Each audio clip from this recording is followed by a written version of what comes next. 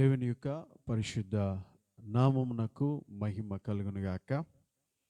ఈ యొక్క రాత్రికాల సమయంలో మరి ఇటు రీతిగా దేవుని యొక్క సన్నిధిలో మరి దేవుని యొక్క వాక్యమును పంచుకోవడానికి మీతో కలిసి దేవుని సన్నిధిలో మరి బలపడడానికి దేవుడిచ్చిన మంచి సదా అవకాశాన్ని బట్టి దేవుని ఎంతగానో నేను మహిమపరుస్తూ ఉన్నాను. మరి ఈ లైవ్ సెషన్కి ఆహ్వానించిన మరి గోయల్ ప్రేయర్ హౌస్ మదనపల్లి మరి వారికి కూడా ప్రత్యేకమైన వందనాలు తెలియజేస్తున్నాను. I just want to thank sister Winnie Deborah for giving me this opportunity.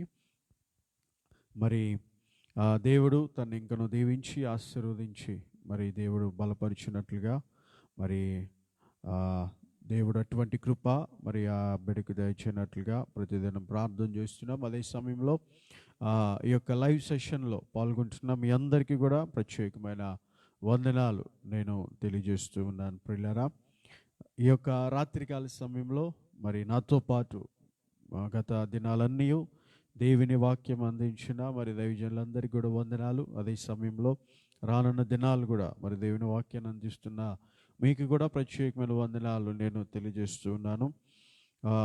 Word explosion అనే యొక్క మరి కార్యక్రమము నిజంగా ఆశీర్వాదకరంగా జరుగుతుంది. అనేక మందికి దీవెనకరంగా కార్యక్రమాన్ని దేవుడు జరిగిస్తూ ఉన్నాడు.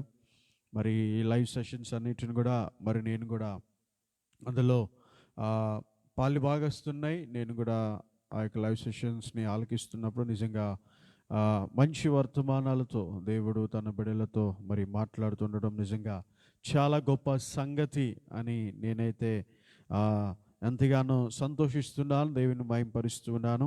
ఈ యొక్క రాత్రికాల సమయంలో మరి కూడి వచ్చిన మనమందరం కొద్ది నిమిషాలు దేవుని యొక్క సన్నిధిలో మన విలువైన సమయాన్ని దేవుని కొరకు కేటాయిద్దాం. దేవుని సన్నిధిలో మనం గడుపుదాం. మరి దేవుని వాక్యాన్ని వింటున్న మీరందరూ జాగ్రత్తగా మరి దేవుని వాక్యాన్ని వినాలని ఆశపడుతున్నాను. అన్ని పరిస్థితుల్లో మన దేవుడు చాలిన వాడు గనుక ఎటువంటి పరిస్థితి అయినప్పటికీ మన దేవుడు గొప్పవాడు, సజీవుడు, అద్భుతాలు చేయవాడు. మరి ఈ రాత్రికాల సమయంలో ఈ వాక్యం ద్వారా మీరు కూడా బలపడతారని నేను ఎంతగానో ఆశిస్తూ ఉన్నాను. నేను ఎంతగానో దేవునిని మహిమపరుస్తున్నాను. ఈ రాత్రికాల సమయంలో కళ్ళు మూసుకున్నట్లయితే ప్రియులారా ప్రార్థన చేసుకుందాం. నాతో పాటు ప్రార్థనలో మీరు ఏకీభవించాలని ప్రభువైన యేసుక్రీస్తు వారి పేరిట నేను మనవి చేస్తూ ఉన్నాను. కళ్ళు మూసుకుందాం ప్రతి ఒక్కరు కూడా. మమ్మల్ని మిక్కిలిగా ప్రేమించుచున్న మా ప్రియ పరలోకమందున్న మా తండ్రి, నీ పరిశుద్ధమైన నామమును బట్టి నీకు వందనాలు. ఈ యొక్క రాత్రికాల సమయంలో ప్రభువా మీరు ఇచ్చిన మంచి అవకాశాన్ని బట్టి నీకు వందనాలు. నీ యొక్క వాక్యమును ప్రభువా నేర్చుకొనుటకు, వినుటకు మీరు ఇచ్చిన మంచి సమయాన్ని బట్టి నీకు వందనాలు. ఈ యొక్క రాత్రికాల సమయంలో నీ మాటలు ఎంతమంది అయితే బిడ్డలు ఆలకిస్తూ ఉన్నారో, ఆలకించడానికి సిద్ధపడి ఉన్నారో ప్రతి ఒక్క బిడ్డను మీరు బలపరచండి. వాక్యము వినిచూ ఉంటుండగా అర్థం చేసుకునే జ్ఞానాన్ని వారికి మీరు దయచేయమని మేము ప్రార్థన చేస్తున్నాను. ఎంతమంది అయితే ఈ లైవ్లో పాల్గొంటున్నారో ప్రతి ఒక్కరిని హస్తాలకు నేను అప్పగిస్తూ ఉన్నాను ప్రభా. వారితో మీరు మాట్లాడండి, మీరు దర్శించండి. పరిశుద్ధాత్మ దేవుడా, నీ సహాయము వారికి మీరు దయచేయమని ప్రార్థన చేస్తూ ఉన్నాను. ఈ వాక్యము ద్వారా ఇంకా మేము ఒక ప్రభువా స్థాయిలో నుండి ఎదుగుటకు సహాయం చేయమని ప్రార్థన చేస్తున్నాను.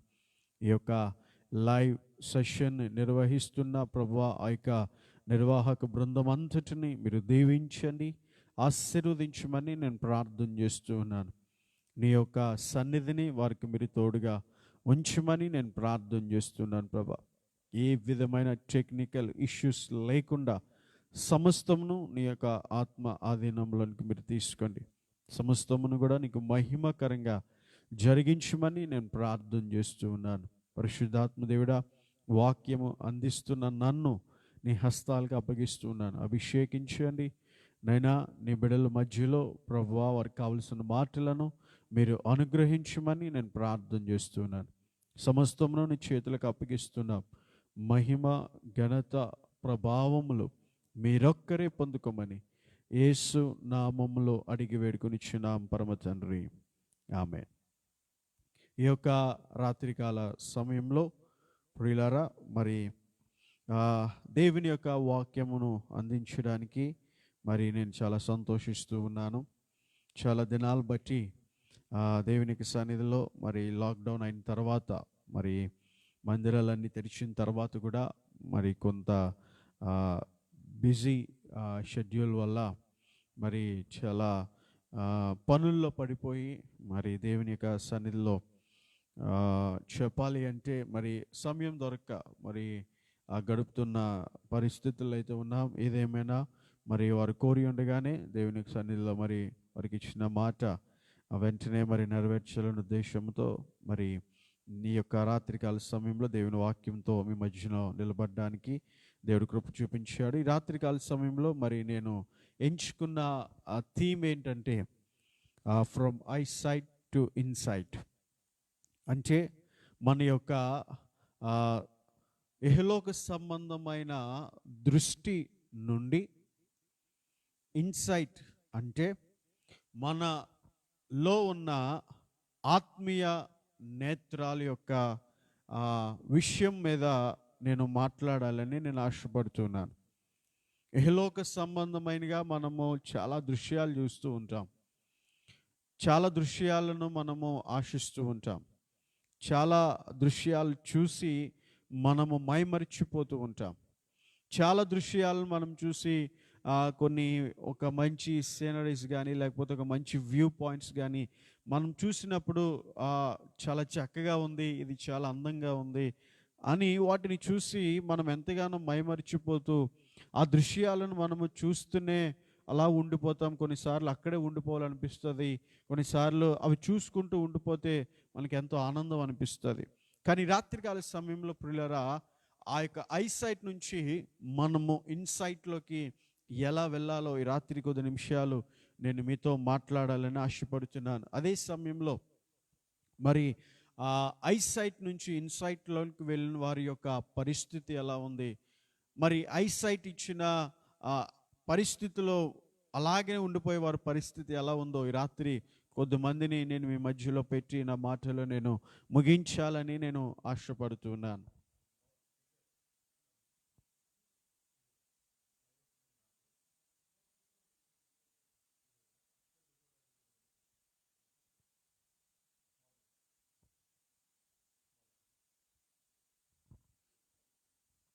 Sorry for the inconvenience. అయితే ఈ రాత్రికాల సమయంలో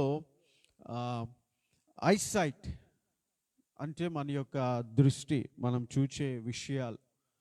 ఇన్సైట్ అంటే ప్రియులారా ఇది ఎవరికి కనబడదు. ఇన్సైట్ అంటే ఈ యొక్క ఒక రకంగా చెప్పగలిగితే ప్రియులారా లోకస్తులకి చెప్తే ఇది కొంచెం నవ్వులాటగా వారికి కనిపిస్తూ ఉంటుంది. లోకస్తులతో మనం మాట్లాడితే వారితో చర్చిస్తే ఇది చాలా విచిత్రంగా వారికి అనిపిస్తుంది. కానీ దేవుని బిడ్డలమైన మనము ఐసైట్ కంటే మన ఇన్సైట్ చాలా శ్రేష్టమైనది. మనకి కావాల్సిన విషయం ఏంటంటే మనము ఎప్పుడు కూడా ఇన్సైట్ మీదనే మనము ఫోకస్ చేయాలి. ఈ రాత్రికాల సమయంలో ప్రియులారా నేను దేవుని వాక్యంలో నుండి నేను మీతో మాట్లాడాలని నేను ఆశపడుతున్నాను. ఐసైట్ ఇన్సైట్ యొక్క వ్యత్యాసాలను నేను మీకు చూపించాలని ఆశపడుతున్నాను. ఆది కాండము నాతో కలిసి దేవుని వాక్యం మీ చేతిలో ఉంటే దయచేసి తెరవాలని ఆశపడుతున్నాను. ఆది కాండము 18వ అధ్యాయము, ఆది కాండము 18వ అధ్యాయము మొదటి 3-4 వచనాలు నేను చదువుతున్నాను. దయచేసి నాతో పాటు మీరు కూడా దేవుని వాక్యాన్ని జాగ్రత్తగా వినాలని నేను మనవి చేస్తూ ఉన్నాను. మరియు మమ్రే దగ్గరనున్న సింధూర వనములో అబ్రహాము ఎండవేళ గుడారపు ద్వారముందు కూర్చుని ఉన్నప్పుడు యెహోవా అతనికి కనబడెను. అతడు కన్నులెత్తి చూచినప్పుడు 3 మనుష్యులు అతని ఎదుట నిలవబడిరి. అతడు వారిని చూచి గుడారపు వాకిటి నుండి వారిని ఎదుర్కొనుటకు పరిగెత్తి నేల మట్టుకు వంగి, ప్రభువా, నీ కటాక్షము నా మీదనున్న ఎడల ఇప్పుడు నీ దాసుని దాటిపోవద్దు. నేను కొంచెము నీళ్లు తెప్పించెదను, దయచేసి కాళ్ళు కడుక్కొని ఈ చెట్టు క్రింద అలసట తీర్చుకొనుడి. కొంచెం కొంచెం ఆహారము తెచ్చేదను, మీ ప్రాణములను బలపరుచుకొనుడి, తరువాత మీరు వెళ్ళవచ్చును. ఇందు నిమిత్తమే కదా మీ దాసుని యొద్దకు వచ్చితిరనెను. వారు నీవు చెప్పినట్లు చేయమనగా. ఇక్కడ ఒక చాలా విచిత్రమైన సంఘటనను మనం చూడగలం ప్రియులారా. అనేక మార్లు ఈ మాటలు మీరు విని ఉంటారు. అయితే ఇక్కడ అబ్రహామును మనం చూస్తున్నాం. అబ్రహాము దేవుని చేత పిలువబడి, దేవుని చేత ఏర్పాటు చేయబడి, దేవుని యొక్క మాటకు లోబడి అబ్రహాము తన యాత్రను ప్రారంభించాడు. అబ్రహాము ఊరు అనే పట్టణంలో ఉన్నప్పుడు, తన కుటుంబంతో కలిసి అక్కడ సెటిల్ అయినప్పుడు మనము చూడగలిగితే ఆదికాండం 12వ అధ్యాయంలో దేవుడు అబ్రహాముతో మాట్లాడుతుంటాడు. ఏమని మాట్లాడుతుంటాడంటే, నీవు లేచి నీ దేశం నుండి, నీ బంధువుల యొద్ద నుండి, నీ తండ్రి ఇంటి నుండి బయలుదేరి నేను చూపించు దేశమునకు వెళ్ళము అని దేవుడు మాట్లాడినప్పుడు అబ్రహాము వెంటనే ఆ మాటకు లోబడి దేవుడు తనకి ఏదైతే ఆజ్ఞాపించాడో ఆ ఆజ్ఞను నెరవేర్చడానికి అబ్రహాము సిద్ధపడినట్లుగా దేవుని వాక్యంలో నుండి మనం చూస్తున్నాం. విచిత్రమైన సంఘటన ఏంటంటే, అబ్రహాము యొక్క పూర్వీకులు, వారి యొక్క జనరేషన్స్ని మనం చూస్తే వారు విగ్రహాలు తయారు చేస్తూ అమ్ముతుండేవారు. అబ్రహాము కూడా మరి ఎన్నో దేవతలకు విగ్రహాలు తయారు చేస్తూ వాటికి అబ్రహాము రూపాన్ని ఇస్తూ, రంగు పూస్తూ, వాటిని సిద్ధపరుస్తూ, వాటిని సంతలో కానీ బజార్లో కానీ తీసుకెళ్ళి అమ్ముతున్నప్పుడు ప్రియులారా, వాటిని మంచి ధనానికి అమ్ముతూ పలానా పేరు, దేవత పేరు, దేవుడి పేరు పెడుతూ వాటిని అమ్ముతుండేవాడు అబ్రహాము. ఎన్నో విగ్రహాలు అమ్మినప్పటికీ అబ్రహాముకు మనశ్శాంతి లేదు. ఎందుకంటే, నేను నా రూపంతో నేను తయారు చేస్తున్నాను, వాటికి నేను రూపాన్ని ఇస్తున్నాను, వాటికి నేను రంగు పూస్తున్నాను, నేనే పేర్లు పెడుతున్నాను, నేను వాటిని తీసుకెళ్ళి అమ్ముతూ ఉన్నాను, అందరూ వీటిని కొంటూ ఉన్నారు. కానీ ఒకవేళ ఇవే దైవములు అయితే, ఇవే దేవుళ్ళు అయితే నాతో మాట్లాడాలి కదా, లేకపోతే నా పరిస్థితిని చూడాలి కదా, లేకపోతే నేను వాటిని తయారు చేస్తున్నాను కదా, కనీసం నాకు థ్యాంక్ యూ చెప్పాలి కదా అనే ఉద్దేశంతో ఒకవేళ అబ్రహాము ఆ ఆలోచనతో ఉన్నాడేమో ప్రియులారా. నేను ఎందుకు ఈ మాటను ఉపయోగిస్తున్నానంటే, అబ్రహాము నేను అనుకుంటాను బహుశా నిజమైన దేవుని కొరకు బ్రతికులాడుతున్నాడేమో. ఒకవేళ అబ్రహాము నిజమైన దేవుడు ఎవరైనా ఉంటే నాతో మాట్లాడతారేమో, నిజమైన దేవుడు ఎవరైనా ఉంటే ఒకవేళ నన్ను నా పరిస్థితిని తెలుసుకుంటారేమో, ఒకవేళ నిజమైన దేవుడు ఎవరైనా ఉంటే నా యొక్క పరిస్థితిని వారు గమనిస్తున్నారేమో అని అబ్రహాము ఒక రోజున ఎలాగన తనలో తాను ఆలోచిస్తూ ప్రియులారా, ఏంటి నా పరిస్థితి అని ఒక రోజున అబ్రహాము అలాగనే నడుచుకుంటూ వెళ్ళిపోతున్న సమయంలో సడన్గా ఒకరోజు ఆకాశమందుండి దేవుడు మాట్లాడుతున్నాడు. అబ్రహాము నీవు లేచి నీ దేశం నుండి, నీ బంధువుల యొద్ద నుండి, నీ యొక్క జనుల యొద్ద నుండి నేను చూపించు దేశమునకు నువ్వు వెళ్ళాలి అని దేవుడు మాట్లాడినప్పుడు అబ్రహాము ఆ మాటకు లోబడ్డాడు. కారణం ఏంటంటే, ఈయనకి నా పేరు తెలుసు, నేను ఉంటున్న ప్రాంతము తెలుసు, నేను ఉంటున్న పరిస్థితి తెలుసు, ఈయనకి సమస్తము తెలుసు. అంటే బహుశా ఈయనే నిజమైన దేవుడై ఉంటాడు అని అబ్రహాము నమ్మి ఆ మాట యందు విశ్వాసం ఉంచి దేవుడు తనకి ఎప్పుడైతే ఆ యొక్క మాటను ఇచ్చాడో ఆ మాటను పట్టుకొని ఇప్పుడు అబ్రహాము ప్రియులారా తన యాత్రను ప్రారంభిస్తున్నాడు. దేవునికి మహిమ కలుగును గాక. అబ్రహాముతో దేవుడు మాట్లాడినప్పుడు నీ దేశం నుండి నువ్వు వెళ్ళాలి, నీ బంధువుల యొద్ద నుండి వెళ్ళాలి, నీ తండ్రి ఇంటి నుండి బయలుదేరి నేను చూపించు దేశమునకు నువ్వు వెళ్ళుము అనగానే అబ్రహాము వెంటనే ప్రియులారా, నేను అనుకుంటాను బహుశా తన కుటుంబానికి ఎవరికి తెలియజేయలేదు, తన అన్నదమ్ములకు చెప్పలేదు, తన తండ్రికి చెప్పలేదు, కేవలం తన భార్యకి చెప్పి మనం వెళ్ళిపోవాలి, పలానా దేవుడు నాతో మాట్లాడాడు, ఆయన ఒక దేశాన్ని చూపిస్తానన్నాడు, నన్ను ఆశీర్వదిస్తానన్నాడు, గొప్ప జనాంగంగా చేస్తానన్నాడని ఆ యొక్క మాటను అబ్రహాము తన భార్యతో పంచుకొని ప్రియులారా వారిద్దరు కూడా నిర్ణయం తీసుకొని దేవుడు చూపించే దేశానికి వారు బయలుదేరారు.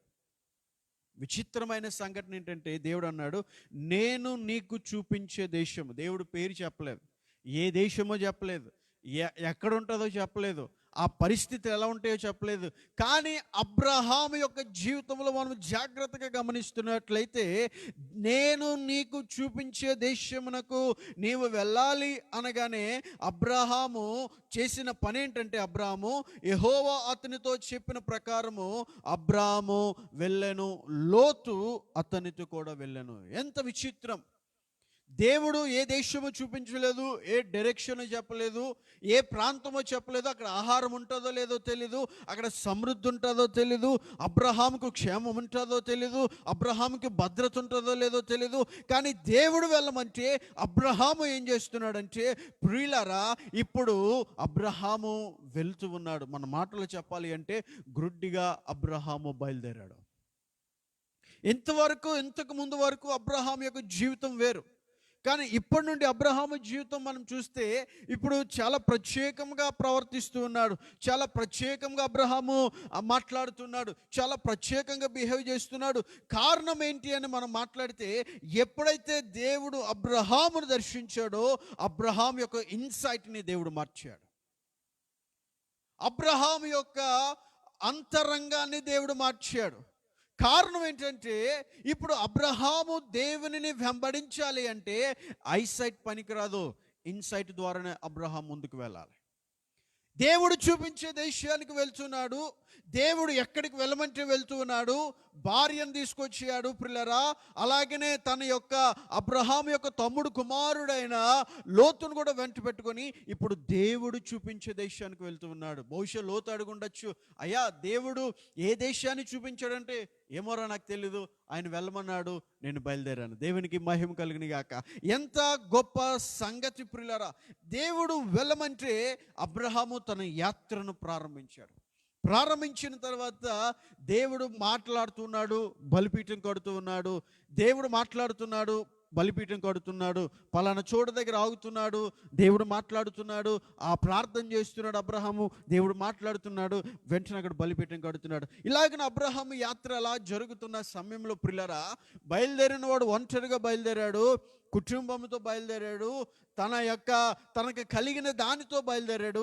కానీ దేవుని యొక్క వాక్యం సెలవిస్తుంది ప్రియులారా, అదే ఒక ఆదికాండము 13వ అధ్యాయం వచ్చేసరికి దేవుడు అబ్రహామును ఏం చేశాడు అంటే విస్తారంగా ఆశీర్వదించాడు. అక్కడ దేవుని వాక్యం సెలవిస్తుంది ప్రియులారా, 13వ అధ్యాయము 5వ వచనాన్ని మనం చూస్తే, అబ్రహాము కూడా వెళ్ళెను లోతునకు, అబ్రహాముతో కూడా వెళ్ళిన లోతునకు గొర్రెలు, గొడ్లు, గుడారములు ఉండెను గనుక వారు కలిసి నివసించుటకు ఆ ప్రదేశము చాలకపోయెను. ఎందుకు అనగా వారు ఆస్తి వారు కలిసి నివసించలేనంత విస్తారమై ఉండెను. ప్రియులారా, ఎప్పుడైతే అబ్రహాము దేవుని మాటకు లోబడి ఐసైట్ని ప్రక్కన పెట్టి ఇన్సైట్లో తనకు కలుగుతున్న ప్రతి ఒక్క మాట ప్రకారంగా ఎప్పుడైతే అబ్రహాము చేసి దేవుడు వెళ్ళమన్న స్థలానికి అబ్రహాం బయలుదేరాడో, దేవుని వాక్యం సెలవిస్తుంది, దేవుడు అబ్రహామును ఆశీర్వదించాడు. విచిత్రమైన సంగతి ఏంటంటే, అబ్రహాము వెనకాల వెళ్ళిన లోతును కూడా దేవుడు ఆశీర్వదించాడు. ప్రియులారా, ఇందాక వాక్యం ధ్యానిస్తున్నప్పుడు నాకు కలిగిన ఆలోచన ఏంటంటే, blessing is not connected to the place. Blessing is connected by obeying the word of God. ఆశీర్వాదం అనేది నీకేదో స్థలానికో లేకపోతే దేనికో ముడిపడలేదు. కానీ ఆశీర్వాదము దేనికి ముడిపడిందంటే ఆయన మాట వినుటను బట్టి. అందుకనే దేవుడు ఇశ్రాయేలు ప్రజలకు ఆజ్ఞలు ఇస్తున్నప్పుడు ఏమన్నాడంటే, మీరు నా ఆజ్ఞలు విని వాటిని అనుసరించి వాటికి లోబడినప్పుడు ఈ దీవెనలన్నీ మీ మీదకి వస్తాయి. కారణం ఏంటంటే ప్రియులారా, ఈ రోజున మనము దీవించబడపోవడానికి కారణం, ఆశీర్వదించబడపోవడానికి కారణం ఏంటంటే, ఈ రోజున మనము దేవుని మాట వినలేని పరిస్థితులు ఈరోజు మనం ఉంటున్నాం. ఎన్నోసార్లు దేవుడు మాట్లాడుతున్నాడు. ఈ రోజున టెక్నాలజీ ద్వారా ఈరోజు దేవుడు మాట్లాడుతున్నాడు. నువ్వు చర్చ్కు వెళ్తే నీ యొక్క సంఘ కాపరి ద్వారా దేవుడు మాట్లాడుతున్నాడు. నీవు టీవీ ఆన్ చేస్తే ఈ రోజున ప్రసంగాల ద్వారా దేవుడు మాట్లాడుతున్నాడు. ఈ రోజున యూట్యూబ్ ఓపెన్ చేస్తే అందులో ఉన్న ఆధ్యాత్మికమైన కార్యక్రమాల ద్వారా దేవుడు మాట్లాడుతున్నాడు. కానీ మనము ఎంతవరకు ఆయన మాటకు లోబడుతున్నాం? నువ్వు ఆశీర్వాదం పొందుకోవాలి, దీవెన పొందుకోవాలి, సమృద్ధి కలగాలి, నా పరిస్థితి మార్చబడాలి అని ఒకవేళ నువ్వు ఆశిస్తూ ఉంటే, ఆ ఆశ నెరవేర్చబడాలి అంటే నువ్వేం చేయాలో తెలుసా? ముందుగా దేవుని మాటకు మనము లోబడాలి. అబ్రహాముకి ఆశీర్వాదం ఎలా వచ్చిందని నువ్వు అడిగితే, అబ్రహాము చెప్పే విషయం బహుశా నేను అనుకుంటాను, ఆయన మాటకు నేను లోబడ్డాను. ఎప్పుడైతే అబ్రహాము ఆయన మాటకు లోబడి తన యాత్రను ప్రారంభించాడో, ప్రారంభం ఏమీ లేదు. అబ్రహాము, అతని భార్య, అతను కలిగిన ఆస్తి, లోతు, కొద్ది పనివారే ఉండొచ్చు. కానీ అలాగన దినాలు గడిచే కొద్దీ దేవుడు మాటకు లోబడి అబ్రహాము అలాగ ముందుకు నడువుటను బట్టి దేవుడు అబ్రహామును విస్తారంగా ఆశీర్వదించాడు. ఎంత విస్తారంగా ఆశీర్వదించాడు తెలుసా? అబ్రహాము ఇంటిలో పుట్టి అలవర్చబడిన సైన్యమే ఎంతమంది తెలుసా? 318 మంది. అబ్రహాము ఒక ఆర్మీని మెయింటైన్ చేస్తున్నాడు అంటే మనం అర్థం చేసుకోవాలి దేవుడు ఎంతగా అబ్రహామును ఆశీర్వదించాడు. 318 మంది సైన్యానికి ఆహారము పెట్టాలి అంటే ఎలాంటి ఆహారం పెట్టాలో ఒకసారి ఆలోచన చేయండి. వారందరూ కూడా అబ్రహాము ఇంట పుట్టిన వారే, అలవర్చబడిన వారే, యుద్ధములో చిన్నప్పటి నుండి ప్రావీణ్యులైన వారు 318 మంది అబ్రహాము ఇంటిలో ఒక పూట భోజనం చేస్తూ ఉన్నారు. అంటే దాసదాసీలు ఎంతమంది, గొర్రెల కాపర్లు ఎంతమంది, పశువుల కాపర్లు ఎంతమంది, వీరందరినీ అబ్రహాము ఒక పూట పోషిస్తున్నాడు. అంటే కారణం ఏంటి తెలుసా? అబ్రహాము దేవుని మాటకు లోబడ్డాడు. ప్రియులారా, అందుకనే ఒక దగ్గర భక్తుడు సెలవిస్తున్నాడు, పొట్టేలు క్రోవు అర్పించుట కంటే, శ్రేష్టమైన దాన్ని అర్పించుట కంటే మాట వినుట శ్రేష్టం. సమూయేలు భక్తుడు అంటున్నాడు, మాట వినుట శ్రేష్టం. అంటే మన జీవితంలో ఎంతవరకు దేవుని మాటకు మనం లోబడతాం? మనం చాలాసార్లు దేవుని మాటకు లోబడకుండా మనకు తోచిన విధంగా ఈరోజు విశ్వాసులు కానీ, లేకపోతే సంఘంలో ఉన్న యూత్ కానీ ఈరోజున మాకు తెలుసులే అన్నట్టుగా ఈరోజు ఏం చేస్తున్నారంటే వారు ప్రవర్తిస్తూ ఉన్నారు. నేటి ప్రజెంట్ జనరేషన్లో నీకు తెలుసు అని అన్ని అనుకుంటే అక్కడే అర్థమైపోతుంది నీకేం తెలియదని. అన్ని తెలిసిన వాడు ఇంకా ఏం చేస్తాడంటే లోబడతాడు. అన్ని తెలిసిన వాడు ఇంకా ఏం చేస్తాడంటే ఇంకా నేను దేవునిలో ఎదగాలని ఆశపడతాడు. అన్ని తెలిసిన వాడు ఇంకా నేను దేవుని ఏదో తెలుసుకోవాలని తాపత్రయపడుతూ ఏం చేస్తాడంటే తగ్గించుకుంటూ దేవుని యొక్క సన్నిధిలో ముందుకెళ్తూ ఉంటాడు. కానీ ఇక్కడ అబ్రహాము జీవితంలో మనము జాగ్రత్తగా చూడగలిగితే ప్రియులారా, ఒక ఆర్మీని అబ్రహాము మెయింటైన్ చేయగలుగుతున్నాడంటే కారణం దేవుడు అబ్రహామును విస్తారంగా ఆశీర్వదించాడు. ఇప్పుడు అబ్రహాము వెనకాల వెళ్తున్న లోతును కూడా దేవుడు ఆశీర్వదించాడు. ఇప్పుడు లోతును దేవుడు ఆశీర్వదించి విస్తారమైన మందలు కలిగిన వ్యక్తిగా, గుడారములు కలిగిన వ్యక్తిగా, విస్తారమైన మరి పశువులు కలిగిన వ్యక్తిగా దేవుడు అబ్రహామును, లోతును కూడా ఆశీర్వదించినప్పుడు దేవుని వాక్యం సెలవిస్తుంది, వారు ఇద్దరు కలిసి నివసించలేనంతగా ఆ స్థలం ఏమైపోయిందంటే ఇరుకైపోయిందంట వారికి.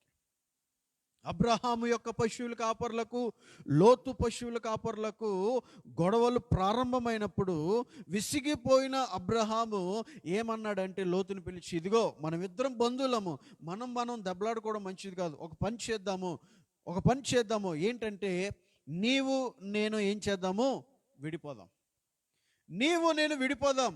ఇదిగో ఈ యొక్క దేశము నీ ఎదుట ఉన్నది గనక నీవు నాకు వేరుగా ఉండు. నువ్వు ఎడమ తట్టు వెళ్తే నేను కుడి తట్టు వెళ్తాను, నువ్వు కుడి తట్టు వెళ్తే నేను ఎడమ తట్టు వెళ్తాను, నీవు ఎటు ఎంచుకుంటే నేను దానికి ఆపోజిట్గా వెళ్తానని లోతుతో చెప్పినప్పుడు దేవుని వాక్యం సెలవిస్తుంది. ఆదికాండము 13:10 లోతు తన కన్నులెత్తి యోర్దాను ప్రాంతమంతటిని చూచెను. యెహోవా సొదొమ గొమొర్రాను పట్టణములను నాశనము చెయ్యక మునుపు సోయారుకు వచ్చే వరకు అదంతయు యెహోవా తోట వలన, ఐగుప్తు దేశము వలన నీళ్లు పారు దేశమై ఉండెను. ఇక్కడ మనము అబ్రహామును జాగ్రత్తగా మనం గమనించినట్లయితే అబ్రహాము యొక్క ఆశ ఏంటంటే, మనం బంధువులము, మనకి కలహం ఉండకూడదు, మనం గొడవలు ఆడుకోకూడదు, కనుక ఒక పని చేయి, మనము సమాధానంగా విడిపోదాం. నువ్వు ఎడమ తట్టుకు వెళ్తే నేను కుడి తట్టుకు వెళ్తా, నువ్వు కుడి తట్టుకు వెళ్తే నేను ఎడమ తట్టుకు వెళ్తా, గనుక నేనే నీకు మొట్టమొదటి చాయిస్ ఇస్తున్నానని లోతుకు అబ్రహాం అవకాశం ఇచ్చాడు. ప్రియులారా, లోతు దీవించబడ్డానికి కారణం అబ్రహాము. అబ్రహాము దేవునితో డైరెక్ట్గా కాంటాక్ట్ అయి ఉన్నాడు, కానీ లోతు మాత్రం అబ్రహాంతో కాంటాక్ట్ అయి ఉన్నాడు. అబ్రహాము దేవుని సన్నిధిలో ప్రార్థన చేస్తున్నాడు, దేవుడు అబ్రహాముతో మాట్లాడుతున్నాడు. దేవుడు అబ్రహాముతో మాట్లాడినప్పుడు బలిపీఠం కడుతున్నాడు. ఇవన్నీ గమనించుచున్న లోతు మాత్రం ఎప్పుడు కూడా దేవునికి బలిపీఠం కట్టినట్లుగా మనకి దేవుని గ్రంథంలో లేదు. అంటే అర్థం, లోతు ఎక్కడ కూడా ప్రార్థన చేసినట్లుగా లేదు. లోతు అబ్రహామును వెంబడిస్తున్నాడు, చాలా చక్కగా ఉంది. కొన్ని రోజులు ఎక్కడ ఉంటున్నాడు, కొన్ని రోజులు మరలా దేవుడు వేరే దగ్గరికి వెళ్ళమంటే వెళ్ళిపోతున్నాడు. ఇలాగున అన్ని పరిస్థితుల్లో వెంబడిస్తున్నాడు, అబ్రహామును వెంబడిస్తున్నాడు. కానీ లోతు దేవుని యందు విశ్వాసం ఉంచలేని పరిస్థితి మనకి కనిపిస్తూ ఉంది. ఇలాగున మనము చూడగలిగితే అబ్రహాము ప్రార్థన చేస్తున్నాడు, అబ్రహాము దేవుని మీద ఆధారపడుతున్నాడు, అబ్రహాము దేవుని కొరకు జీవిస్తున్నాడు. లోతు మాత్రము ఇవన్నీ చూస్తున్నప్పటికీ తన జీవితంలో ఐసైట్ మీద ఎక్కువ దృష్టి పెట్టాడు, కానీ ఇన్సైట్ అనేది విషయం ఉందని లోతు తెలుసుకోలేని పరిస్థితి. ప్రియులారా, కారణం ఏంటని మనము ఒక్కసారి ఆలోచన చేస్తే, ఐసైట్ మీద దృష్టి పెట్టాడు, కానీ లోతు ఇన్సైట్ గురించి ఆయన ఆలోచన లోతుకు లేదు. ఈ రోజున ఎప్పుడైతే గొడవ వచ్చిందో నేను అనుకుంటాను, లోతు అవకాశం కొరకు ఎదురు చూస్తున్నాడు. మా పెదనాన్న ఎప్పుడు ప్రార్థనలు అంటాడు, మా పెదనాన్న ఎప్పుడు బలిపీఠాలు అంటాడు, మా పెదనాన్న ఎప్పుడు దేవుడు మాట్లాడతాడు, బయలుదేరదాం అంటాడు, ఒక దగ్గర సరిగ్గా ఉండట్లేదు, ఒక దగ్గర స్థిరంగా ఉండట్లేదు, మా పెదనాన్నతో వెళ్తే నేను అనుకున్నది జరగట్లేదు, నేను ఎప్పుడు వేరైపోదామా అనే ఆలోచనతో ఒకవేళ లోతు ఉన్నాడు. ఇదే మంచి అవకాశంగా ఒకవేళ లోతుకు వచ్చిందేమో, ఈ అవకాశాన్ని సద్వినియోగం చేసుకొని దేవుని వాక్యం సెలవిస్తుంది, లోతు తన కన్నులెత్తి యొర్దాను ప్రాంతం అంతటిని చూచాను. ప్రియులారా, లోతు యొక్క జీవితాన్ని మనం ఒక్కసారి పరిశీలన చేసినట్లయితే, అసలు చెప్పాలి అంటే ముందు అవకాశం అబ్రహాము తీసుకోవాలి. నేను పెద్దోడిని కనుక నేను అటు వెళ్తానరా, నువ్వు ఇట్టెళ్ళు అని అనాలి. కానీ అబ్రహాము ఆలోచన ఏంటంటే, నేను ఎటు వెళ్ళినా నా దేవుడు నన్ను పోషిస్తాడు. గనుక వీడి ఆలోచన ఎలా ఉందో తెలుసుకుందామని ఒకవేళ బహుశా అబ్రహాం ఆలోచించి వాడికి అవకాశం ఇచ్చినప్పుడు లోతు చెప్పాల్సిన మాట ఏంటంటే, పెదనాన్న, నేను ఈ స్థితికి రావడానికి గల కారణం నీవు, నేను హెచ్చింపబడ్డానికి కారణం నీవు, ఇంత ఆస్తిని సంపాదించడానికి కారణం నీవు. నేను నీ మాటను అనుసరించి నేను నీకు లోబడి ఉండాలి, కానీ నన్ను విడిపోమంటున్నా చెప్తున్నావేంటి? ఇది మనకి తగదు పెదనాన్న, మనం ఎప్పుడు కలిసే ఉండాలి, దేవుని సంతోష పెట్టాలి అని చెప్పవలసిన లోతు పిల్లరా ఐసైట్కి లోబడిపోయి తన కన్నులెత్తి తన ఎదుట ఉన్న ప్రాంతం యొర్దాను ప్రాంతం అంతటిని చూచి ఏం చేస్తున్నాడు అంటే, సొదొమ గొమొర అను పట్టణములను లోతు ఆశిస్తూ ఉన్నాడు. ఎందుకో చెప్పనా, లోతుకి ఐసైట్ మీద ఆసక్తి ఎక్కువైంది.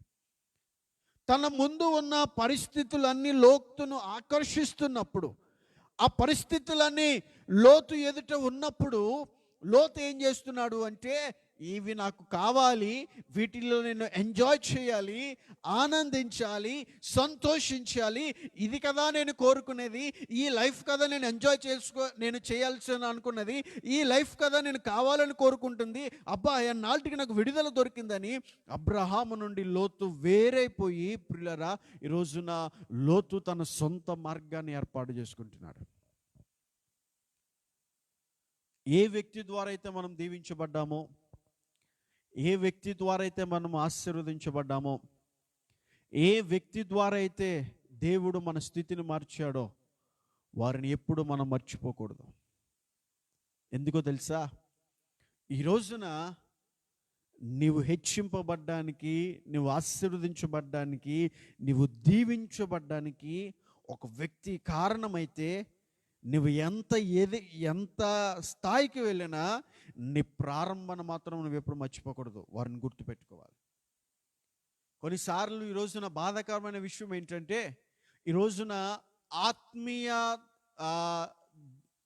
ఆత్మీయ దైవజనులను ఎవరి చేతుల మీద అయితే దీవించబడ్డామో వారినే మర్చిపోతూ వారికి ఎదురెళ్తున్న భయంకరమైన సమాజంలో ఈరోజు క్రైస్తవులు బ్రతుకుతున్నాడని చెప్పడానికి నేను చాలా సిగ్గుపడుతున్నాను. ఏ సేవకుడి ద్వారా అయితే దీవించబడ్డారో, ఏ సేవకుడి ద్వారా అయితే ఆశీర్వదించబడ్డారో, ఏ దైవజనుడి ద్వారా అయితే ఈరోజు ఆయన గృహంలోకి రాగానే పరిస్థితులు మారాయో, ఈ రోజున ఏవో చిన్న కలహములను బట్టి, ఏదో చిన్న నీ కుటుంబంలో కలిగిన మనస్పర్ధలు బట్టి ఈరోజు వారికి వ్యతిరేకంగా నిలబడుతున్నావంటే ఈ రోజున ఎంత కళ్ళు నెత్తికెక్కి ఈ రోజున సమాజము ప్రియులారా తప్పు ద్రోవ దేవుని ప్రజలు పడుతున్నారో ఒకసారి ఆలోచన చేసుకోండి. ఎవరి ద్వారా అయితే దీవించబడ్డావో, ఎవరి ద్వారా అయితే ఆశీర్వదించబడ్డావో ప్రియ బిడలారా, వారికి ఎప్పుడు మనం లోబడి గౌరవిస్తూ ఉండాలి. లోతు అబ్రహాముతో ఉంటే నా ఆటలు సాగట్లేదు, నా ప్లాన్స్ అవ్వట్లేదు, నేను లైఫ్ని ఎంజాయ్ చేయలేకపోతున్నాను అని చెప్పి మార్గాన్ని తప్పిపోయి ఈరోజు లోతు ప్రియులారా సొదొమ ప్రాంతమును, గొమొర పట్టణమును, యొర్దాను ప్రాంతమును తన కొరకు ఏర్పాటు చేసుకున్నాడు. మనకు తెలుసు యొర్దాను అనగా మరణం. ఈరోజు లోతు జీవమును విడిచి మరణములోనికి వెళ్ళిపోవడానికి గల కారణం ఏంటో తెలుసా? ఐసైట్.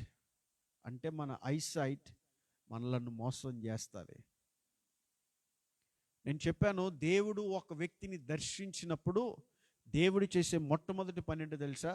వాడిలో ఉన్న ఇన్సైట్ని దేవుడు మారుస్తాడు. అందుకే దేవుడి దగ్గరకు వచ్చిన తర్వాత మన ప్రవర్తన తీరు మారుతుంది, మన మాట తీరు మారుతుంది, మన స్వభావం మారుతుంది, మన తలంపులు మారుతాయి. ఇంతవరకు లోకంలో తిరగాలని ఆశపడ్డాం, ఇప్పుడు దేవుడితో ఉంటే చాలండి, లోకంలో ఎంజాయ్ చేస్తాము, దేవుని సన్నిధిలో గడిపితే చాలండి, ప్రార్థనకి రావడానికి నేను చాలా ఇష్టపడుతున్నానండి, ఆరాధన చేయడం అంటే నాకు చాలా ఇష్టం అండి అని చెప్తాం. కారణం ఏంటంటే దేవుడు దర్శించినప్పుడు మొట్టమొదటి మార్పు ఎక్కడ జరుగుతుందో తెలుసా? నీ లోపల జరుగుతుంది. అంటే నీ ఇన్సైట్ మొదలుకొని నీ లోపల ఉన్న ఆత్మీయ పురుషుణ్ణి దేవుడు ఏం చేస్తాడంటే నూతన పరుస్తూ ఉంటాడు. అబ్రహాముతో ఎప్పుడైతే దేవుడు అబ్రహామును దర్శించాడో అబ్రహాముకి ఆ ఇన్సైట్ మారిపోయింది. కానీ లోతు అబ్రహామును వెంబడించుటను బట్టి అన్నీ చూస్తున్నాడు, కానీ దేవుణ్ణి వెంబడించకపోవడాన్ని బట్టి ఈ రోజున లోతు జీవితంలో మార్పు లేదు. ఎప్పుడైతే లోతు అబ్రహామును విడిచాడో దేవుని వాక్యం సెలవిస్తుంది, దేవుడు సొదొమ గొమొర అను పట్టణములను నాశనము చెయ్యక మునుపు సోయారుకు వచ్చే వరకు అదంతా కూడా ఎలాగుందంటే యెహోవా తోట వలె. ఏంటండి, దేవుడు ఏ పట్టణాన్ని అయితే నాశనం చేయబోతున్నాడో, ఏ పట్టణం అయితే దేవుని ఎదుట భయంకరమైన పాపంలో మునిగి తేలియాడుతుందో, విచిత్రం ఏంటంటే చిన్న పిల్లలు సైతం కూడా పాపంలో మునిగిపోయి పాప కార్యాలు చేస్తున్న పట్టణంలో అది లోతుకి ఎలా కనబడిందంటే యెహోవా తోట అంటే ఏదేను వనంలా కనబడిందంట. ఐగుప్తు దేశము వలె నీళ్లు పారు దేశమై ఉండేను. ఐసైట్ ఎంత ప్రమాదకరమో ప్రియులారా. మరణం ఎలా కనబడుతుందంటే దేవుని తోట వల్ల కనబడుతుంది. మరణం ఎలా కనబడుతుందంటే నీళ్లు పారు దేశమై ఉంది. మరణం ఎలా కనబడుతుందంటే లోతు దృష్టికి అబ్బా నా లైఫ్ సెటిల్ అయిపోయింది అనుకొని ఒక రాంగ్ డెసిషన్ తీసుకొని దేవుని వాక్యం తెలుస్తుంది, అబ్రహామును విడిచి ఆ లోతు తన సొంత మార్గాన్ని ఏర్పాటు చేసుకొని దేవుని వాక్యం సెలవిస్తుంది, సొదొమ గొమొర పట్టణము దగ్గర ఏం చేశాడు? లోతు గుడారం వేసుకున్నాడు. సొదొమ మనుషుల దుష్టులను యెహోవా దృష్టికి బహు పాపులనై ఉండిరి. ఎంత విచిత్రం కదా.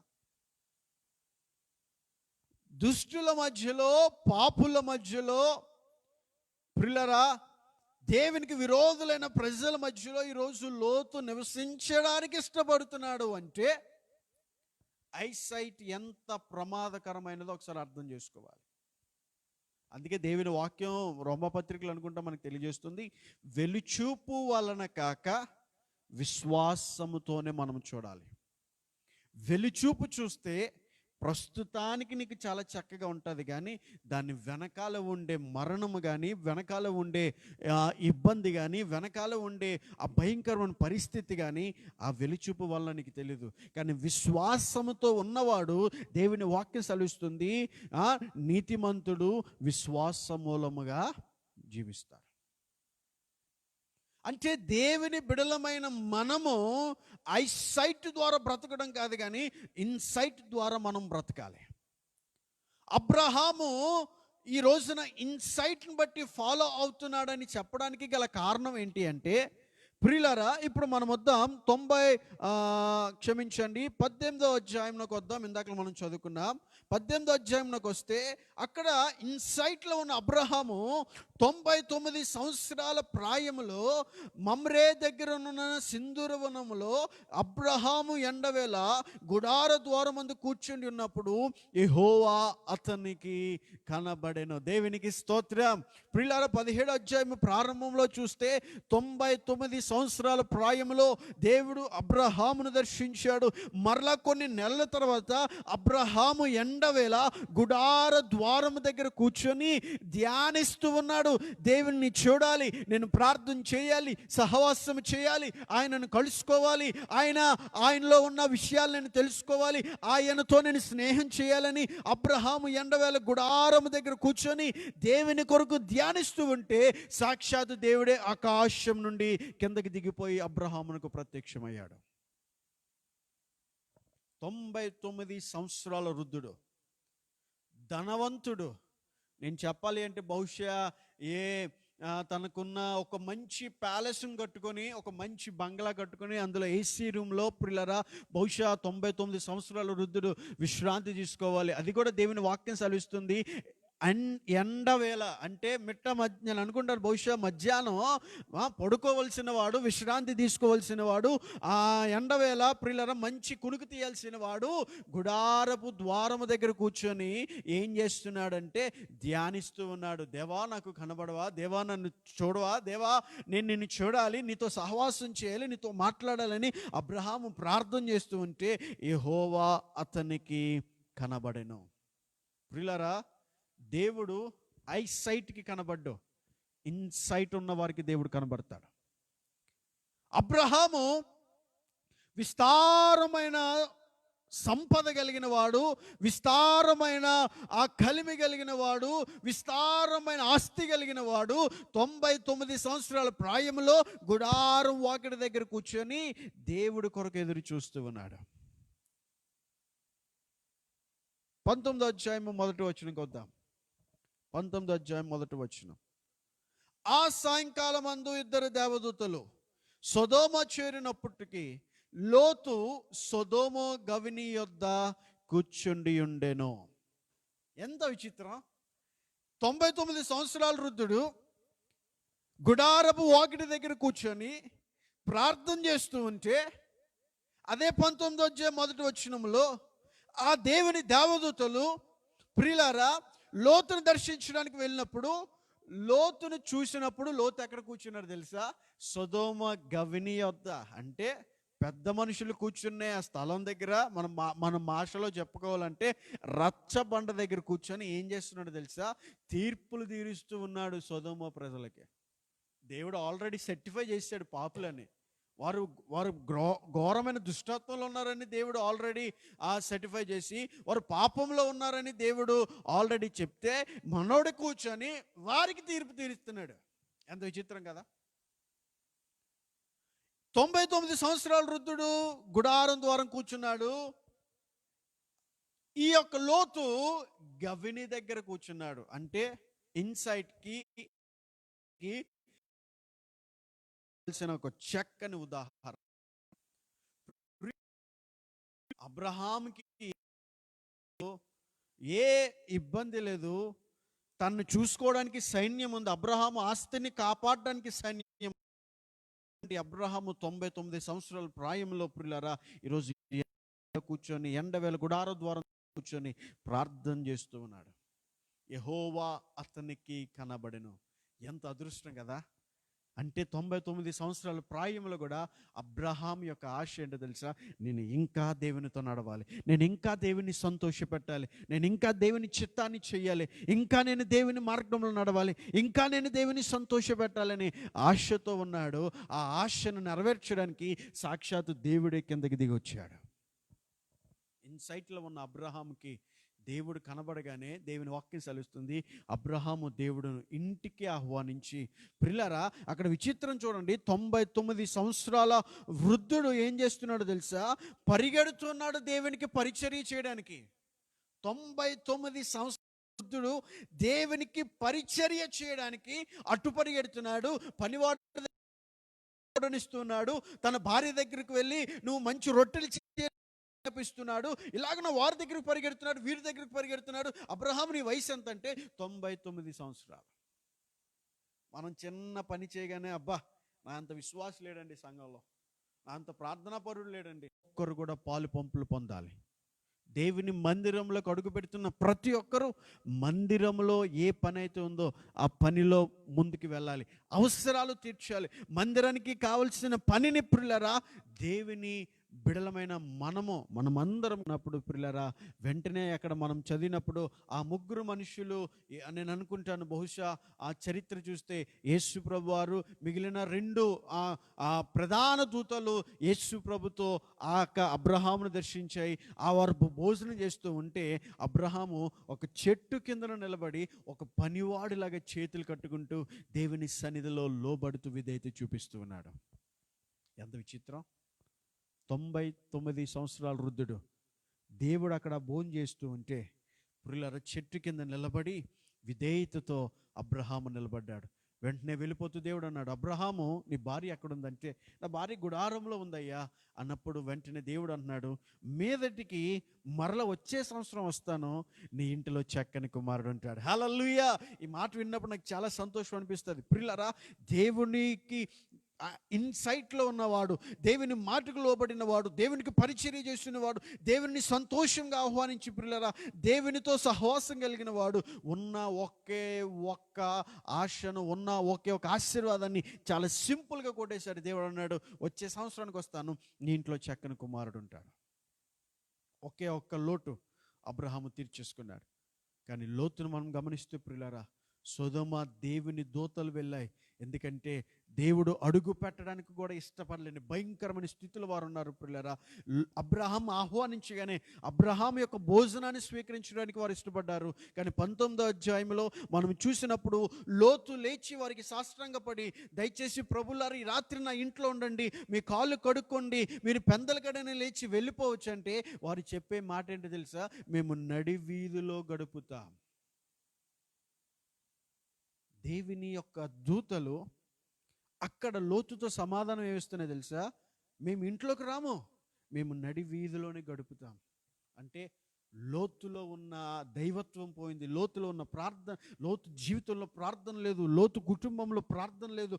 లోతు ఐసైట్ని ఏర్పాటు చేసుకుని తనకు కావలసినవన్నీ కోరుకున్నాడు. ప్రియులారా, లోతు జీవితాన్ని మనం గమనిస్తే ఈరోజు లోతు జీవితం పూర్తిగా భ్రష్టత్వంలోనికి వెళ్ళిపోయింది. దేవుడు కనీసం లోతు ఇంటిలోకి రావడానికి కూడా దేవుని దూతలు ఇష్టపడలేదు. నడి వీధిలో మేము గడుపుతామంటే ఎంత దుష్టత్వంలోకి వెళ్ళిపోయి అర్థం చేసుకోండి. ప్రియులారా, మనము ఎప్పుడు కూడా దేవుని బిడలమైన మనము ఐసైట్ వలన మనం కాదు, ఇన్సైట్ ద్వారానే మనం ముందుకు నడవాలి. రోమిలకు రాసిన పత్రిక 8వ అధ్యాయం 5వ వచనంలో దేవుని వాక్యం చెప్తుంది, శరీరానుసారులు శరీర విషయముల మీద మనసు పెడతారు, ఆత్మానుసారులు ఆత్మ విషయముల మీద మనసు పెడతారు. శరీరానుసారమైన మనస్సు మరణం, ఆత్మానుసారమైన మనస్సు సమాధానమును జీవమును సమాధానమునై ఉన్నది. ప్రియులారా, ఈ రాత్రికాల సమయంలో ఏంటి ఇన్సైట్ ద్వారా బ్రతికిన అబ్రహాము ఏం చేశాడో తెలుసా? దేవుని యొక్క ఆశీర్వాదాలు స్వతంత్రించుకున్నాడు. ఐసైట్ ద్వారా బ్రతికిన లోతు తన జీవితాన్ని పూర్తిగా నాశనం చేసుకున్నాడు. ఇంకా చాలా ఉంది ఈ యొక్క ఐసైట్ ఇన్సైట్ మీద ప్రసంగం చేయడానికి. ఇంకా చాలా విషయాలు ఉన్నాయి కానీ సమయం లేదు కనుక దయచేసి నా యొక్క బహుశా ఇది ఇంట్రడక్షన్ అనుకోవచ్చు. ఇంట్రడక్షన్తో ఈ రాత్రి నేను ముగించాలని నేను ఆశపడుతున్నాను. దీనికి కంటిన్యూషన్ ఇంకా చాలా విషయాలు ఉన్నాయి ప్రియులారా. దేవుని చిత్తం అయితే మరలా వాటిని నేను ముందు పెట్టాలని ఆశపడుతున్నాను. ఒక మాట చెప్పి నేను ముగిస్తాను. హెబ్రీయులకు రాసిన పత్రిక 11వ అధ్యాయము. హెబ్రీయులకు రాసిన పత్రిక 11వ అధ్యాయము. ప్రియులారా, అబ్రహాం ఇన్సైట్తో ఉన్నాడు కనుక ఆ ఇన్సైట్ రిఫరెన్స్ చూపించి నేను నా మాటను ముగిస్తాను. ఆదికాండం 11వ అధ్యాయము 9వ వచనం చదువుకుందాం. 9-10. విశ్వాసమును బట్టి అతడును అతనితో ఆ వాగ్దానమునకు సమాన వారసులైన ఇస్సాకు యాకోబులను వారు గుడారంలో నివసించుచు అన్యుల దేశములో ఉన్నట్టుగా వాగ్దత్త దేశములో పరవాసులైరి. ఏలయనగా మనకు కావలసిన పాయింట్, దేవుడు దేనికి శిల్పియు నిర్మాణకుడనై ఉన్నాడో పునాదులు గల ఆ పట్టణము కొరకు అబ్రహాము ఎదురు చూచుచుండెను. This is what called insight. పునాదులు కలిగిన పట్టణం కొరకు అబ్రహాము ఎదురు చూచెను. అబ్రహాంకి ప్యాలెస్ వేసుకోవాలంటే స్తోమత ఉంది, ఒక మంచి బంగ్లా కట్టుకోవాలంటే ఆ ఆర్థిక స్థితి ఉంది. కానీ అబ్రహాం యొక్క దృష్టి ఆలోచన మాత్రము పునాదులు కలిగిన పట్టణం పైన, అంటే ఇన్సైట్ నుండి చూస్తున్నాడు ఆ దేవుని రాజ్యాన్ని. లోతు ఐసైట్ నుండి ఈ యొక్క పట్టణాన్ని కోరుకున్నాడు, ఐసైట్ నుండి చూశాడు, మరణాన్ని కొని తెచ్చుకున్నాడు. దేవుని దూతలు త్వరపెడుతున్నాయి, లెగో ఈ పట్టణాన్ని దేవుడు నాశనం చేయబోతున్నాడు అంటే ఆ కిందకి చదివితే లోతు తడువు చేస్తున్నాడు. అంటే ఇంకా తడువుకుంటున్నాడు, రావడానికి ఇష్టం లేదు, బయటికి వెళ్ళడానికి ఇష్టం లేదు. అబ్బాయి ఎంత బాగుంది లోకము, ఎంజాయ్ చేయాలి, సుఖించాలి, తినాలి, త్రాగాలి, అనేక మంది ఫాలోవర్స్ నాకు ఉండాలి, నేను అలా చేయాలి ఇలా చేయాలి అనుకుని పిల్లరా లోకానుసారంగా వెళ్ళిపోతూ ఉంటే, ఇంకా తడువు చేస్తూ ఉంటే దేవుని దూత చెయ్యి పట్టుకొని లోతును బయటికి తీసుకొచ్చిందంటే ఎంత మాయలో పడిపోయాడండి లోకంలో. పిల్లరా దేవుని దూత బయటికి తీసుకొచ్చింది, బయటికి తీసుకొచ్చి ఒకటే చెప్పింది, వెనక్కి చూడక పారిపో అంటే మొత్తం లోతు, ఇద్దరు బిడ్డలు, భార్య పారిపోతున్నారు. భార్యకి ఆశ కలిగింది.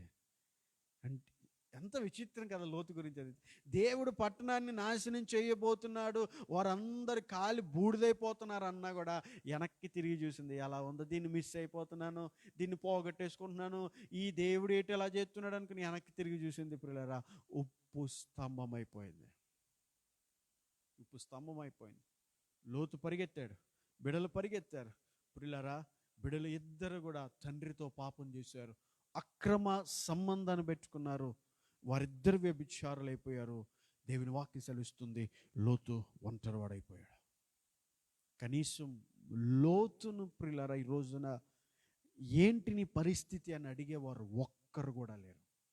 లోతు చరిత్ర ఏమైపోయిందో మనకి తెలియదు, కానీ అబ్రహామును మాత్రము దేవుడు స్థిరపరిచాడు. కారణం ఏంటంటే అబ్రహాము ఇన్సైట్ ద్వారా నడిచాడు, లోతు ఐసైట్ ద్వారా నడిచాడు. ఇన్సైట్ ద్వారా ఏంటి తెలుసా, దేవుని వాక్యం సెలవిస్తుంది, పునాదులు కలిగిన పట్టణం కొరకు అబ్రహాము ఎదురు చూచుచుండాను. ఈ రాత్రి దేవుని ప్రజలారా, ఐసైట్ని నమ్మద్దు. This I may deceive you, మోసం చేస్తుంది. ఈ ఐ మీకు ఏదో ఒక రకంగా ఆశలు చూపిస్తూ ఉంటుంది. అందుకే 1 యోహాను సువార్త 2వ అధ్యాయంలో ఆఖరిలో దేవుని వాక్యం సెలవిస్తుంది, లోకము దాని ఆశ గతించినట్టు దేవుని వాక్యం సెలవిస్తుంది, లోకంలో ఉన్నదంతా శరీరాశ, నేత్రాశ.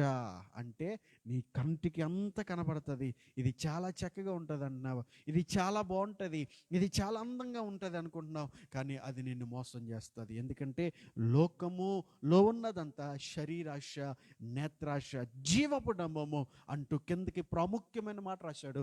ఇవి తండ్రి వలన కలిగినవి కావు. అంటే లోక ఆశలు కలిగిన వారు ఎవరు స్వాధీనంలో ఉన్నారో తెలుసా?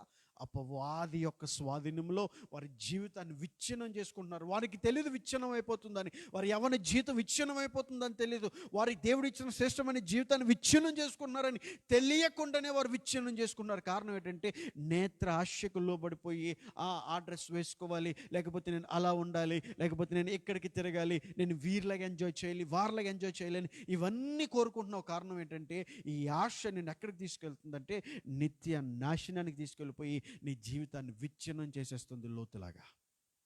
అందుకే దేవుడు అన్నాడు లోకము దాని ఆశ, నేత్ర ఆశ అంటే దేవుడు అన్నాడు లోకము దాని ఆశ గతించును, కానీ దేవుని చిత్తము చెయ్యవాడే అంటే అబ్రహాములాగే నిరంతరము నిలబడతాడు.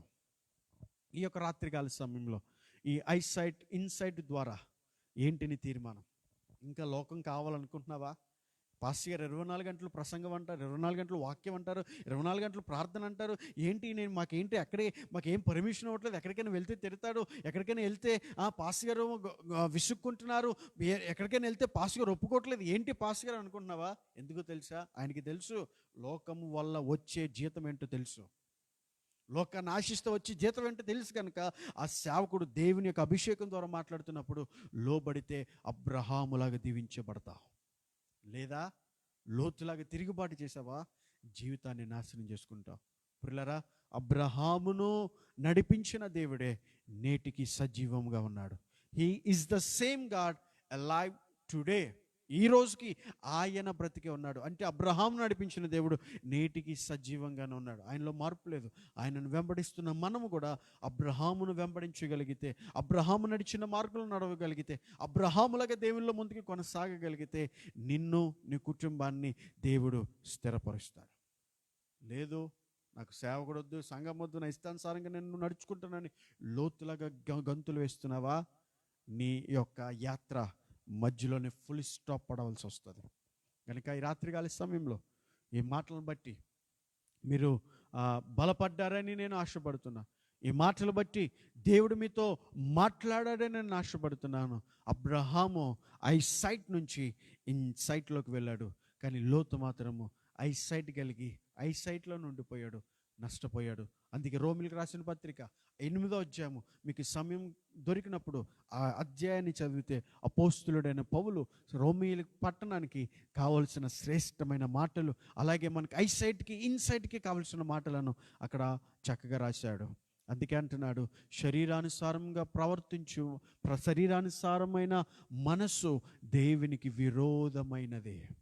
అంటే ఐసైట్ ద్వారా నడిచే మన యొక్క మనస్సు దేవునికి ఎలా ఉంటుందంటే విరోధంగా ఉంటుంది.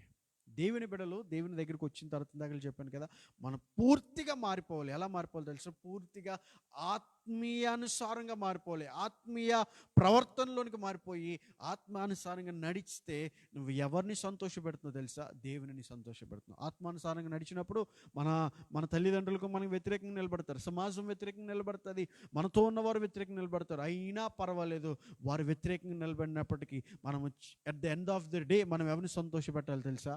దేవుని సంతోషపెట్టాలి. అబ్రహాము దేవుని సంతోషపెట్టాడు, దేవుని కొరకు ఎదురు చూశాడు, ఇన్సైట్ ద్వారా బ్రతికాడు.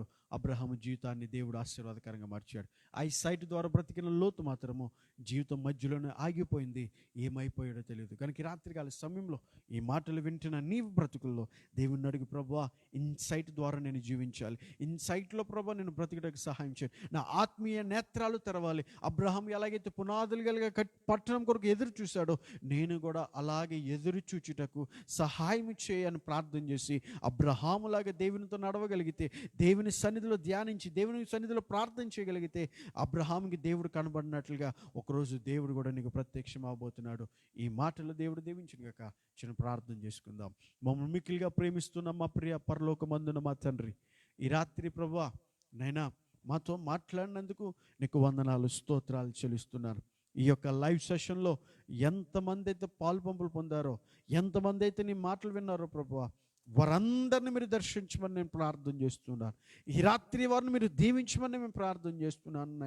నైనా ఐసైట్ నుంచి నైనా ఫ్రమ్ ఇన్సైట్కి ఎలాగైతే ప్రభా ఈ యొక్క థీమ్ మీద మేము డిస్కస్ చేసుకున్నామో, ఈ మాటల ద్వారానైనా మమ్మల్ని మీరు బలపరిచినందుకు నీకు వందనాలు. ఈ మాటల ద్వారా మాతో మాట్లాడినందుకు నీకు వందనాలు, స్తోత్రాలు చెల్లిస్తున్నాను. ఎంతమంది అయితే ఈ మాటలు విన్నారో వారి హృదయములు ఈ మాటలను మీరు స్థిరపరచండి. ఈ రోజు నుండి ప్రభా మేము నైనా ఇన్సైట్ ద్వారా బ్రతుకుటకు సహాయం ఇచ్చేయండి. నేను ఐసైట్ ద్వారా కాదు కానీ ప్రభా ఇన్సైట్ ద్వారా మా జీవితాల్లో నీకు సమర్పణ చేసుకొని ప్రభా అబ్రహాము వలె నేను నీ కొరకు బ్రతకడానికి సహాయమును చేయమని నేను ప్రార్థన చేస్తున్నాను. నేను ఎంతమంది అయితే పాల్గొన్నారో ప్రతి బిడ్డను పేరు పేరును మీరు దీవించండి, ఆశీర్వదించండి. ఈ లైవ్ సెషన్స్ నడిపిస్తున్న ప్రతి బృందాన్ని కూడా మీరు దీవించండి, ఆశీర్వదించమని నేను ప్రార్థన చేస్తున్నాను. ప్రభా నీకు వందనాలు. ఇంకనూనైనా జరుగుతున్న సెషన్స్ అన్నిటిలో కూడా మీరుండండి. నీకు మహిమకరంగా ఆశీర్వాదకరంగా జరిగించి మీరే మహిమ ఘనత ప్రభావాలు పొందుకోమని యేసు నామములో అడిగి వేడుకుంటున్నాం పరమ తండ్రి. ఆమేన్. Once again, we just want to extend our hearts and want to thank you, Sister Winnie Deborah, for giving us this beautiful opportunity to stand before the pulpit and share the word of God. And అలాగనే మరి మీ కొరకు ప్రార్థన చేస్తున్న మా కొరకు, మా పరిచర్యల కొరకు మీరు అందరూ కూడా ప్రార్థన చేయమని ప్రభువైన యేసుక్రీస్తు వారి పేరిట తెలియజేస్తున్నాను. ఈ మాటలు నేను ముగిస్తున్నాను. దేవుడు మిమ్మల్ని అందరినీ దీవించును గాక. ఆమేన్. Praise the lord.